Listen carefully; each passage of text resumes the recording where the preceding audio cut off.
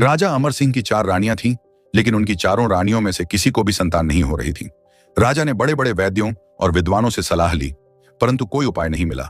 अंततः उन्हें ज्ञात हुआ कि वन में एक महान तपस्वी ऋषि रहते हैं, जिनकी कृपा से असंभव भी संभव हो सकता है।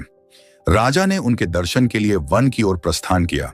जब राजा ऋषि के पास पहुंचे और अपनी समस्या बताई, तो ऋषि ने ध्यानमग्न होकर कुछ क्षण सोचा और फिर एक दिव्य सेब उन्हें प्रदान किया। राजन, इस सेब को 4 बराबर भागों में बांटकर अपनी चारों रानियों को खाने के लिए दे देना।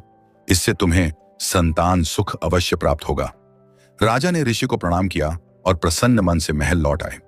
राजा ने ऋषि के कहे अनुसार सेब को 4 बराबर भागों में बांटा और प्रत्येक रानी को एक एक टुकड़ा खाने को दिया। पहली, दूसरी और तीसरी रानी ने बिना देर किए सेब ग्रहण कर लिया, किंतु चौथी रानी, जो स्वभाव से अत्यंत धार्मिक और अनुशासित थी, उन्होंने पहले स्नान पूजा करने का निश्चय किया और सेब को थाल में रख दिया।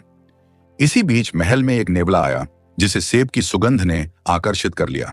वह चुपके से थाली के पास पहुंचा और सेब का कुछ भाग खा लिया। थोड़ी देर बाद जब चौथी रानी पूजा करके लौटी, तो उसने बिना कुछ सोचे समझे शेष सेब खा लिया। समय बीतता गया और कुछ महीनों बाद तीनों रानियों ने सुंदर और स्वस्थ पुत्रों को जन्म दिया। पूरा राज्य आनंद और उत्सव में डूब गया। लेकिन जब चौथी रानी की संतान का जन्म हुआ, तो यह देखकर सभी दंग रह गए। उसके गर्भ से एक नेवला उत्पन्न हुआ था। राजा और पूरी प्रजा यह दृश्य देखकर हतप्रभ रह गई।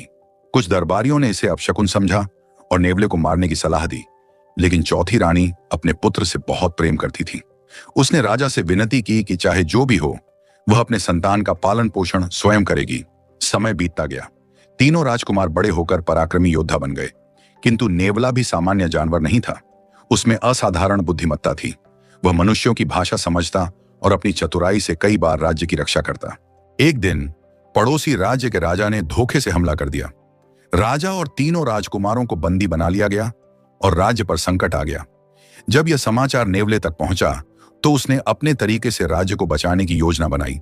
नेवला गुप्त रूप से शत्रु राजा के किले में घुस गया और रात में उसकी सेना के अस्तबल में आग लगा दी। शत्रु सेना में हड़कंप मच गया।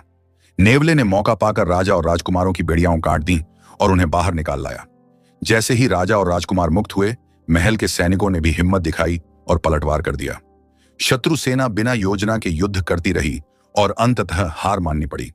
जब राजा अपने महल लौटा, तो उन्होंने नेवले की बहादुरी की प्रशंसा की और घोषणा की, यह नेवला मेरी संतान की तरह है। इसकी बुद्धिमत्ता और साहस ने आज हमें बचाया है। आज से यह राज्य का रक्षक कहलाएगा और इसे पूरे सम्मान के साथ देखा जाएगा। पूरे राज्य में उत्सव मनाया गया और नेवले की वीरता